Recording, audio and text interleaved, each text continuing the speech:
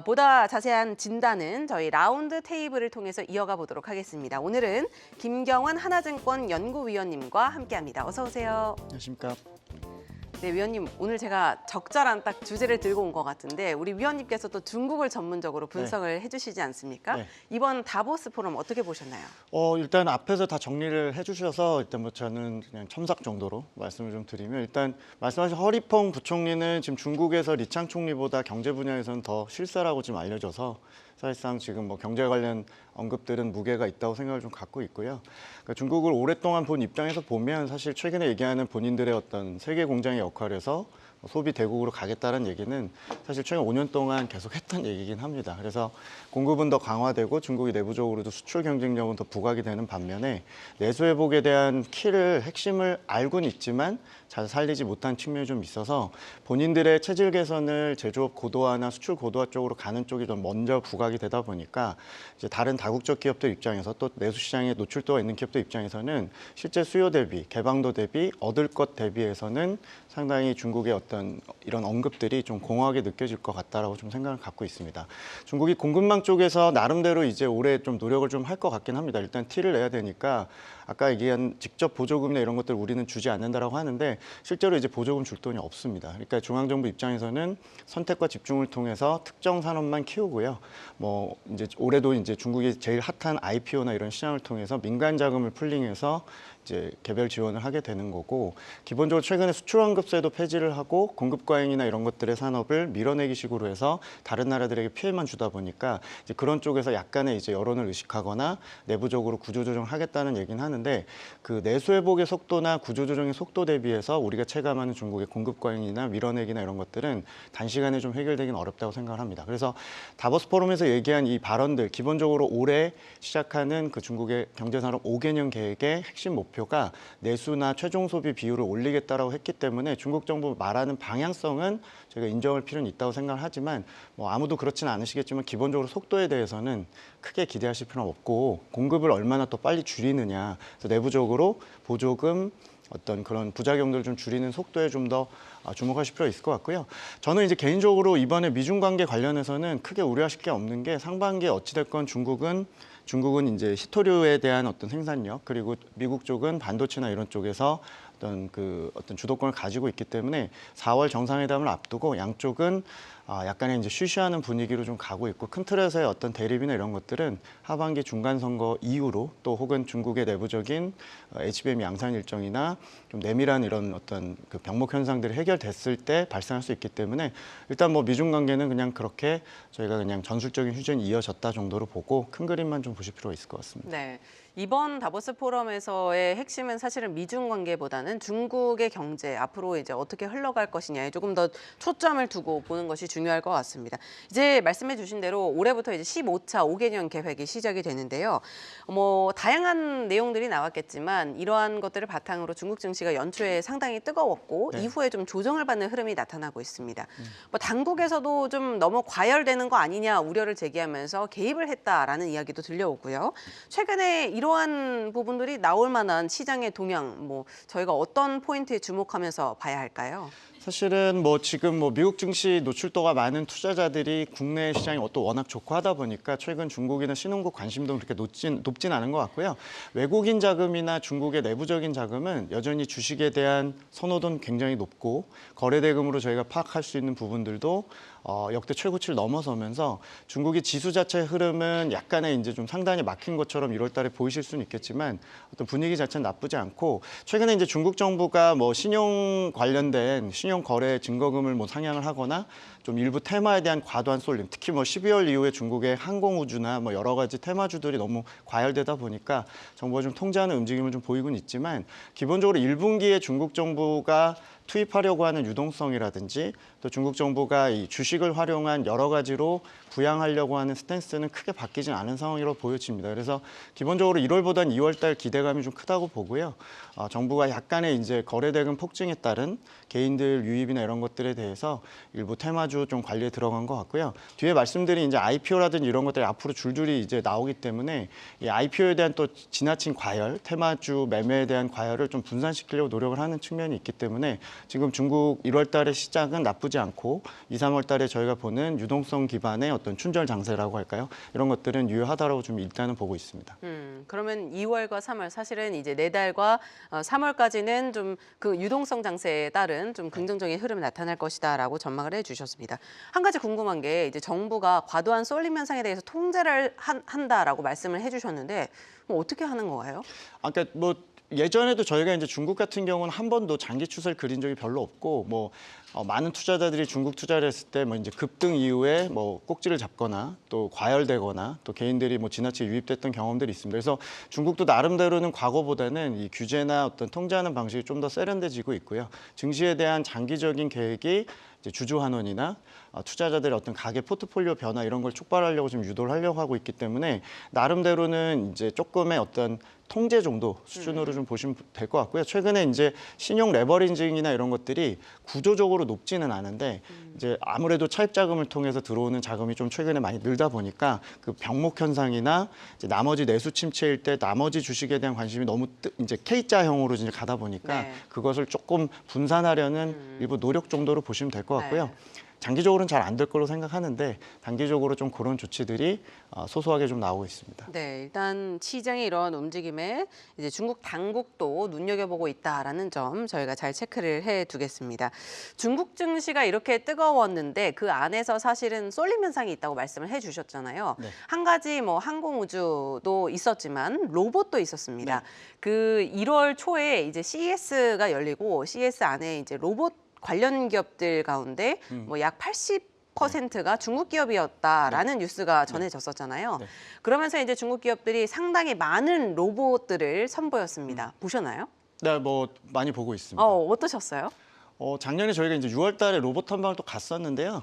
중국의 특징이 이제 뭐 어떤 산업에 좀 소위 말해 꽂히면 이게 물의 전술이라고 저희가 얘기할 수 있는데 네. 어마어마하게 투입이 되니까요. 많은 기업들의 관심을 좀 보고 있고 뭐 시각적으로 보시더라도 CES 같은 행사를 좀 보시는 미국 투자자들 입장에서도 상당히 조금 놀라고 계실 걸로 생각을 좀 갖고 있습니다. 네, 이렇게 로봇주들이 사실은 관심을 갖고 있는데 그 배경에 대해서 조금 더 부연 설명을 해주시면 좋을 것 같고 앞으로 네. 어떻게 또 흘러가게 될까요? 추가적인 상승 기대해 볼 수 있을까요? 1월 달에 중국 증시, 그러니까 상해 심천 시장하고요. 홍콩 쪽의 로봇 테마 지수가 작년 여름쯤에 전고점을 다시 돌파를 했습니다. 그러니까 다시 최근에 이제 관심도가 높아지고 있다는 부분이고요. 12월 달에 이제 중국의 항공우주 테마가 핫했다면 1월 달에는 다시 로봇 생태계가 좀 부각이 되고 있습니다. 가장 큰 핵심 원인은 당연히 저희가 방향성은 알고 있죠. 중국이 피지컬 AI를 잘하고 로봇 쪽에 대한 많이 투입이 될 거라고 이제 저희는 보고 있는데 이번 1월 달에 이제 촉매제가 된 부분은 역시 유니티리라든지 다수의 업체들이 지금 IPO 승인이 이제 곧 임박한 상황에서 곧 자본화에 대한 기대감이 좀 큰 것 같습니다. 어차피 많이 투입되는 자금들이 필요하고 상당한 기업들이 이제 어떤 돈이 필요한 상황인데 IPO가 이제 2월부터 본격화될 거라는 기대감이 또 있는 것 같고 또 홍콩에 있는 유비테크라든지 뭐 도봇이라고 해서 기존에 상장된 업체들도 본토에서 다시 주식을 재발행하는 형태로 이제 자본화에 대한 기대감이 있고요. 어제 이제 중국의 공신부라고 해서 이제 주무부처에서 또 로봇 관련된 이제 가이던스를 발표하겠다, 가이드북 같은 것들을 정책적으로 이제 발표하겠다는 부분들도 테마적으로 이제 시장이 정책이 이제 어떤 설정이 되고 마치 2017, 18년에 중국의 전기차처럼 이제 확장하는 그 기대감이 좀 부각이 된 것 같습니다. 그래서 아마 2월 달까지 저희가 이제 중국 관련 밸류체인들 뭐 어떤 부품이나 어떤 그 완성 이제 어떤 그 업체들 중심으로 해서 기대감이 좀 극대화될 것 같고요. 그래서 저희가 이제 로봇 테마 같은 경우는 꾸준히 오르기보다는 이렇게 이제 뭐 어떤 테마가 몰릴 때 한번 이렇게 하단을 높이고 또 쉬다가 이런 형태가 반복이 될 것 같은데요. 2026년이 이제 중국의 로봇의 어떤 양산의 대규모 양산의 원년이라고 저희가 보고 있기 때문에 관심은 계속 꾸준히 유지하시면서 보실 필요가 있을 것 같습니다. 일단은 지금까지는 이제 기술 개발에 조금 더 포커스를 뒀다면 이제는 이제 개발한 기술을 바탕으로 대규모 양산에 들어갈 것으로 예상을 한다라고 말씀을 해주셨습니다. 중국 시장에서 뭐 언급되었던 것처럼 IPO 시장에 대한 열기가 여전히 뜨거운 상황인데요. 저희가 뭐 중국 소식을 많이 전하고 있는데 저희 캐스터님께서 항상 그 IPO 소식이 껴있더라고요. 네. 그만큼 많았습니다. 네. 그래서 12월 GPU 기업과 우주항공 테마가 부각됐던 이후에 다시 이제 다음 턴이 될 네. 섹터는 어떤 섹터가 될까요? 일단 큰 틀에서 보시면 뭐 시장이 이제 작년에 중국이 좋아지기 시작을 했으니 시황을 후행해서 IPO가 느는 거 아니냐, 뭐 증자가 느는 거 아니냐 이렇게 보실 수는 있는데 일단 구조적인 측면이 꽤 크다고 보시면 좋을 것 같습니다. 지금 홍콩에서 다양한 테크 기업들 중심으로 해서 200여 개 넘는 기업이 이제 상장을 임박한 상황이고요. 그래서 앞으로 계속 뭐 GPU 업체든 테크 업체든 로봇이든 자율주행이든 계속 듣게 되실 거라고 좀 보여집니다.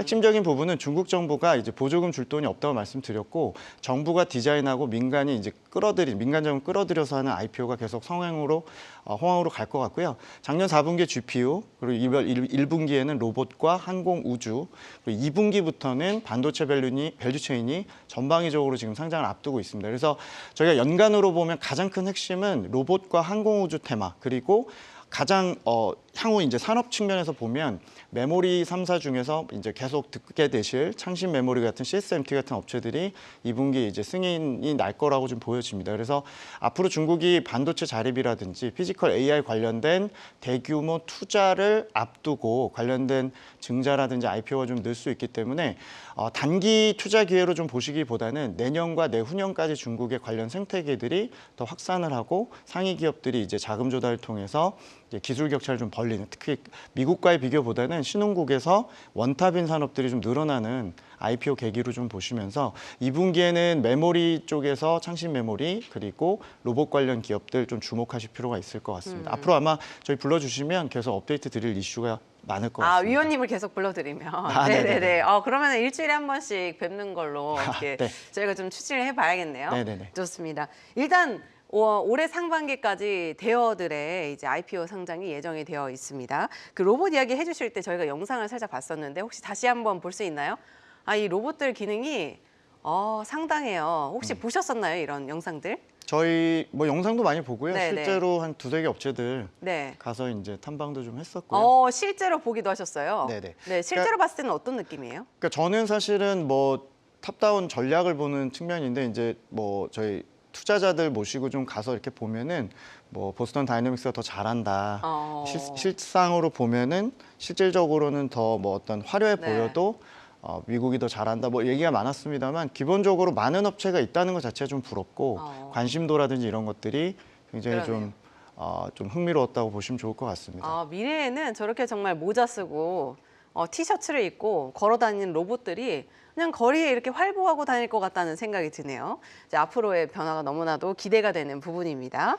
자, 그렇다면 상반기 중국 테크 투자에서 가장 중요하게 봐야 할 뭐 관전 포인트 어떤 게 있을까요? 뭐 AI도 있고 반도체도 있고 로봇도 네. 있잖아요. 기본적으로는 상반기에 초과 유동성 효과가 이제 정점을 이루면서 아마도 AI나 테크 관련된 주식들은 좀 더 집중되는 현상들이 더 강화될 것 같고요. 아마 2분기부터는 이제 시장에 관심이 정말 없지만 중국의 내수 관련주들도 그렇고 최근에 이제 중국의 생산자 물가가 오르면서 저희가 이제 중국의 경기 민감주들 또 비철 금속이나 히토류나 에너지 관련 인프라 관련주들이 워낙 어떤 테크 주식의 어떤 높은 비중 대비해서 좀 소외됐었기 때문에 2분기에 관련주들의 좀 반등이 있을 것 같습니다. 그래서 말씀하신 테크 쪽에서는 상반기에 로봇과 항공우주를 좀 집약해서 중국 쪽으로 계속 바라보실 필요가 있고 전방위적으로 테크가 가기보다는 일부 반도체를 좀 제외한 그러니까 저는 기본적으로는 에너지나 이런 쪽에 조금 일부 테크 기업들이 좀 더 부각이 되지 않을까 그래서 저희가 뭐 CATL이나 이런 기업들 추천을 드리고 있고 알리바바 같은 기업들도 중국에서 이제 미국 AI와는 좀 다르게 각자의 이제 좀 생태계가 같고 B2C 쪽에 좀 가까운 이런 클라우드 쪽 서비스 관련된 알리바바 이런 기업들을 조금 더 보실 필요가 있을 것 같습니다. 네, 좋습니다. 그래서 사실은 이제 다양한 그 섹터 그리고 그 안에서 종목까지 언급을 해주셨는데 CATL, 알리바바 등등을 주목해 보면서 투자 전략 다시 한번 점검해 보시면 좋을 것 같습니다. 한편 이제 새해 들어서 중국에서 또 하나 살펴볼 게 위안화의 상대적인 강세 기조였습니다. 원화도 약세였고요. 엔화도 약세인데 위안화는 강세예요. 네. 어떻게 된 일일까요?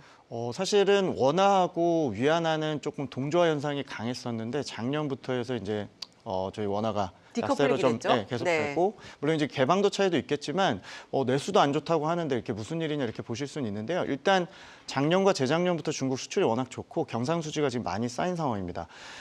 요 몇 년 동안 중국 소비가 부진했던 원인은 초과 예금 때문이었는데 마치 이제 중국 기업들도 수출해서 돈은 많이 벌었고 달러 많이 이제 소위 말해 쟁여둔 상태인데 이런 것들이 최근에 환전으로 나오고 있는 상황입니다. 그러니까 지금 중국의 위안화 강세 원인은 인민은행이 위안화 강세를 좀 통제해야 될 정도로 수급이 대단히 좋은 상황이고요. 내부적으로 1조 달러 가까운 그 어떤 달러를 비축한 수출 기업들이 이제 약간의 빗달러 자산에 대한 수요라든지 또 달러에 대한 믿음이 좀 붕괴되면서 환전이 좀 나오고 있는 상황이라고 보시면 좋을 것 같습니다. 그래서 좀 개별적인 이슈 때문에 강세라고 좀 보시면 좋을 것 같고요. 이런 강세 흐름을 인민은행이 용인하는 상황이고 또 4월달 정상회담까지 앞두고 있기 때문에 미중 간의 정상회담 앞두고 있기 때문에 상반기에는 강세 흐름이 좀 더 이어질 것 같습니다. 보시는 대로 지금 6.96위안 정도 지금 하고 있는데요.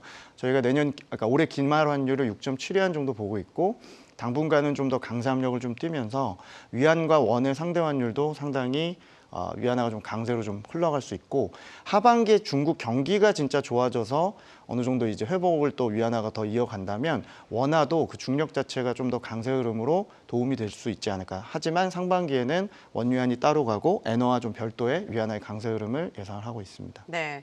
일단은 아시아 그 국가들 내 통화 가운데서는 위안화가 디커플링 현상을 보이면서 이제 상대적으로 강세 흐름을 보이고 있는데 그에 따른 비중 확대도 좀 괜찮다라고 보시나요? 아마도 위안화에 대한 베팅을 세게 하는 어떤 자산 투자자는 없을 것 같고요. 근데 이제 기본적으로 신흥국 내에서 위안화 입지라든지 위안화 표시 자산이라고 할 수 있는 것들에 대한 선호도 그리고 저희가 중국, 홍콩 주식에 대한 어떤 할인했던 그런 시각들이 점진적인 정상화가 위안화 강세와 함께 좀 더 진행이 될 거라고 생각을 좀 갖고 있어서 위안화 강세 베팅을 뭐 세게 하시기보다는 전반적으로 중국의 장기 금리 또 내수 상황 전반적인 바닥권에 있는 것들을 감안해서 위안화 강세 흐름을 조금 더 신뢰하시면서 위안화 표시 자산에 대한 시각을 조금 포트에서 조정을 하거나 확대하는 기회로 좀 보시면 좋을 것 같습니다. 네, 좋습니다. 자, 이렇게 다양한 이야기들 나눠봤는데요. 사실은 이제 중국에서 무엇보다 가장 중요한 이벤트를 오는 2월 앞두고 있습니다. 2월 춘절과 3월 양회인데요. 계절성과 정책적인 이벤트를 감안했을 때 지금이 이 중국 증시에 대한 관심을 높여도 괜찮은 시기라고 보실까요? 저는 뭐 해주세요. 네, 계속 비중 확대 얘기를 드렸던 것 같고요. 뭐 저희가 주식 예측이 어떤 뭐 정확도를 떠나서 기본적으로 지금 방향성이나 전반적으로 흐름에 대해서 계속 낙관적인 의견을 좀 드리고 있습니다. 어차피 중국 주식 포지션이 많지 않으시기 때문에 지금처럼 관심이 좀 떨어져 있을 때 오히려 더 확대할 기회라고 좀 보여집니다.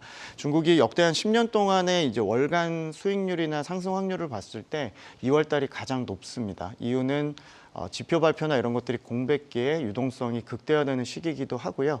3월 5일이 전인대가 열리긴 하지만 오히려 잔치에는 먹을 게 없고 잔치 전의 기대감이 좀 극대화되는 경향을 갖고 있고 2월 달에 저희가 이번에도 수급이나 유동성을 좀 낙관한다고 말씀을 좀 드렸기 때문에 전체적으로 2월 달 단기적인 시각을 보고 2, 3월에 베팅을 하셔도 되고 향후 12개월 예상 저희가 상승 확률이나 상승 폭에 대한 전망치가 15%를 좀 넘기 때문에 중국 CSI 300이나 항생테크나 전반적인 것들을 조금 비중 확대하실 수 있는 기회라고 생각을 좀 갖고 있습니다. 네, 좋습니다. 일단은 중국 증시에 대한 관심을 높여도 되는 시점 앞으로 조금 더 자주 배웠으면 좋겠네요. 네. 네, 지금까지 김경환 연구위원과 함께했습니다. 오늘 말씀 고맙습니다. 감사합니다.